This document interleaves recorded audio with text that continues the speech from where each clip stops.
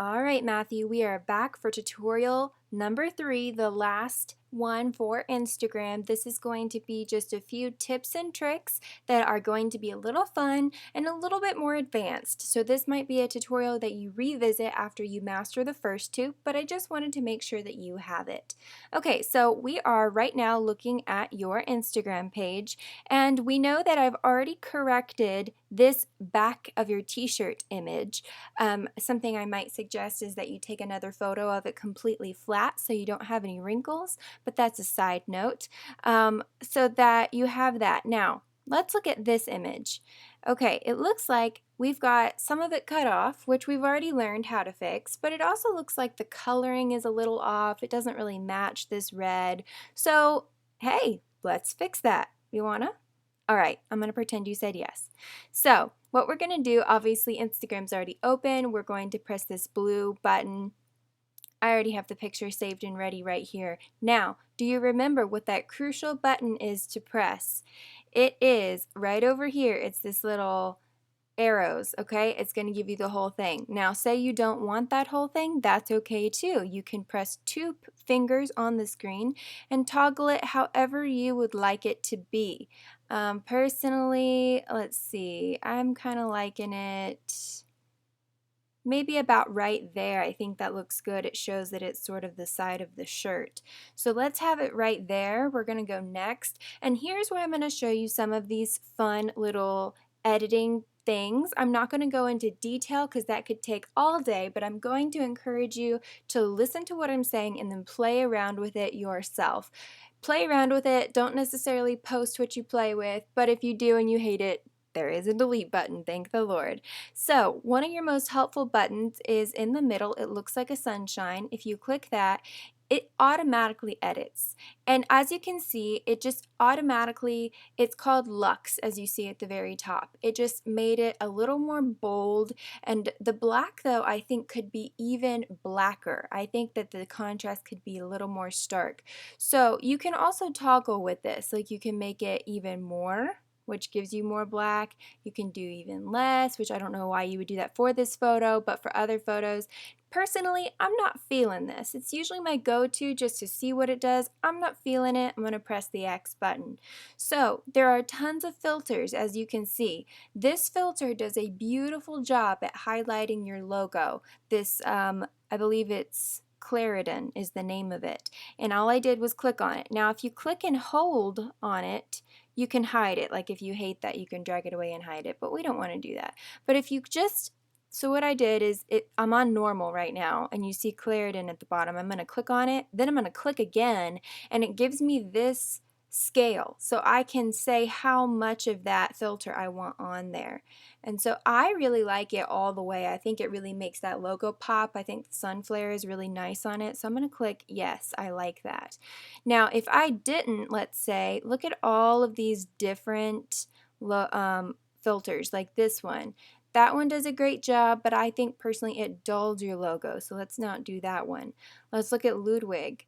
Again, dulls your logo. Don't want that. Let's look at Mayfair. It's all right. Kind of dulls it too. I'm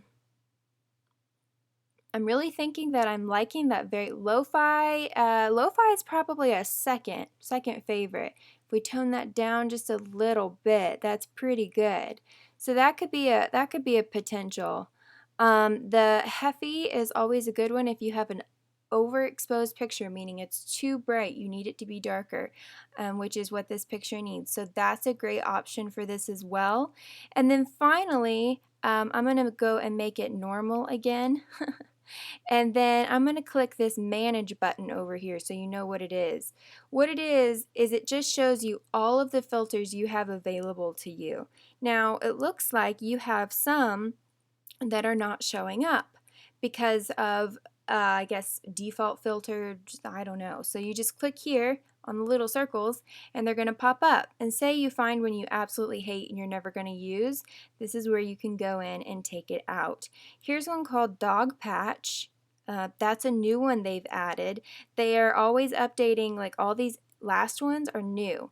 So now that we've added all of those, let's go back in and let's go see what Dog Patch looks like. See, you'll see it says new over it. Dog patch. See, that looks pretty cool. I really do like dog patch. So let's compare dog patch to this Clarid. I believe it's Claritin.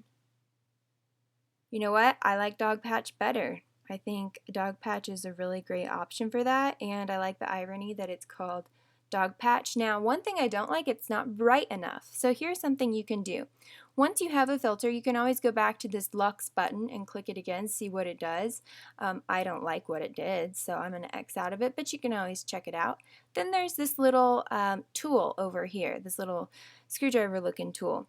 And you can do all kinds of things with this. If it's a crooked picture, okay, so say it's not straight, you can straighten it out with this. That's an awesome thing to be able to do.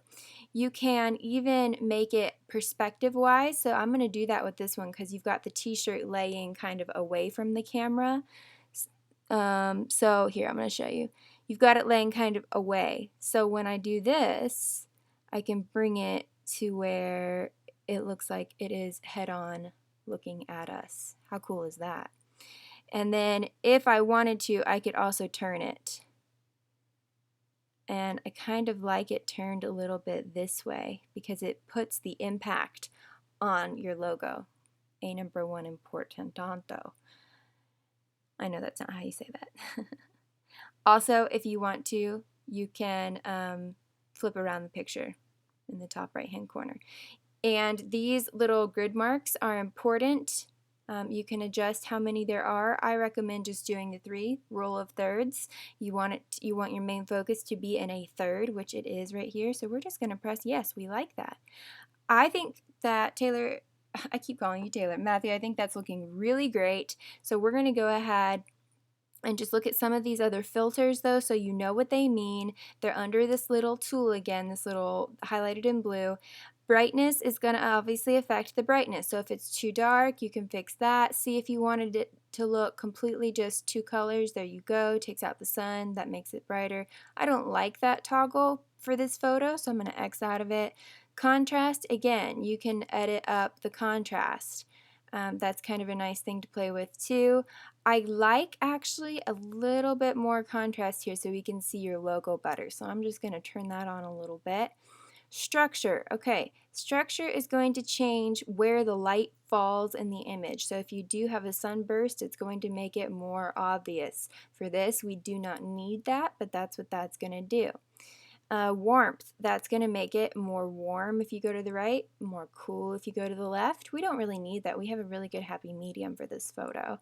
Saturation is going to make the colors darker. So there you go. That's a way to take out the sunspots almost completely. We don't need to do that. I like the sunspots the way they're working in this picture. Sometimes they don't work, but here they are. Color, you can change the hues. You can make it, you can just play around. It depends on the picture. Sometimes you don't need any of this. There's shadows and highlights. Personally, Matthew, you don't need any of that for this picture, but I'm just showing you what these do. Fade. Okay, so fade. If it's way too dark and you want it faded a little, or say you want to have it just a hint of the picture with text or something, you can fade it a little bit. And I think this one could stand to be maybe faded a tiny bit, just a little, because we've got a lot of saturation going on. Highlights, obviously, that's just if you turn right, you're going to increase your highlights, especially those sun flares here. Go left, you're going to decrease those sun flares. I kind of like where they were, so we're just going to X out of that. And then finally, we've got the last few things here. We've got shadows. That's going to, if you go to the right, you're going to take away those shadows. So it's kind of confusing. If you go to the right, you're going to take away the shadows. If you go to the left, you're going to add those shadows. Again, I like the picture how it is. Vignette, that's going to add that nice little vignette around the edges. Personally though, I think it doesn't make sense with how we have those light beams to have a vignette. So I'm just going to put a tiny one on there because I like the way that it really highlights that logo again. That's the most important part. So just a teeny bit of that. Again, none of this is completely necessary, but I want you to know it's there. Tilt shift.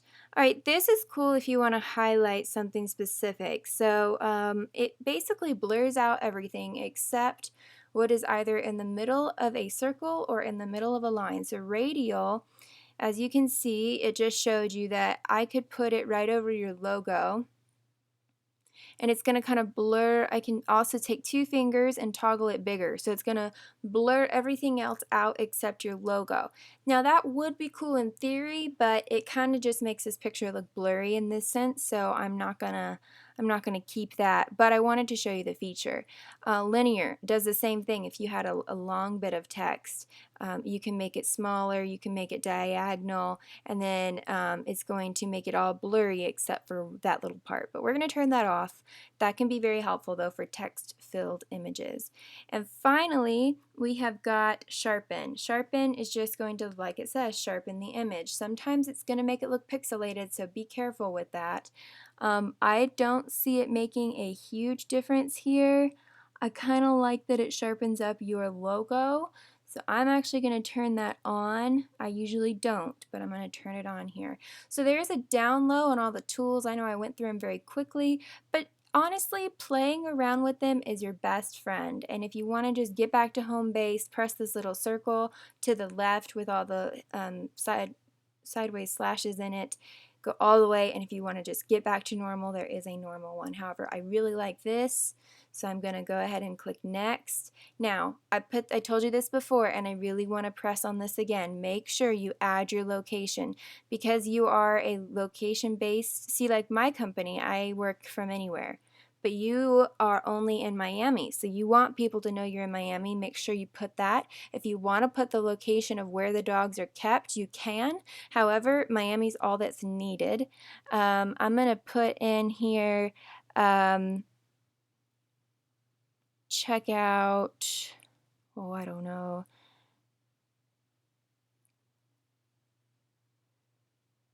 Check out our Taylor's Loving Care threads.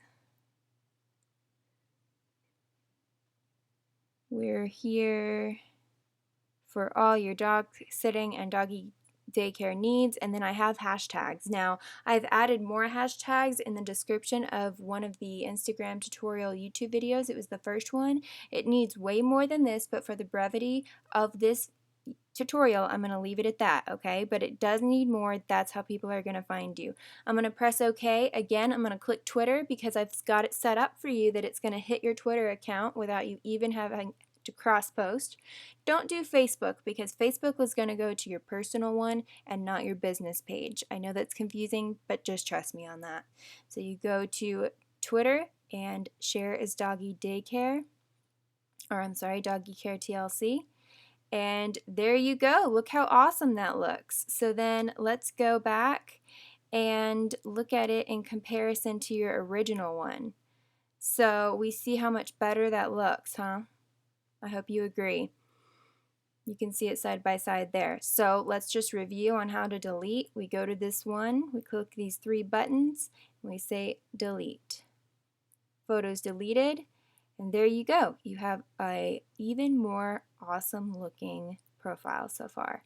So I hope these tips help. If you have any more questions, please feel free to reach out to me. And the next thing you want to do, it looks like you're doing awesome. You've got 65 followers, you're following 77.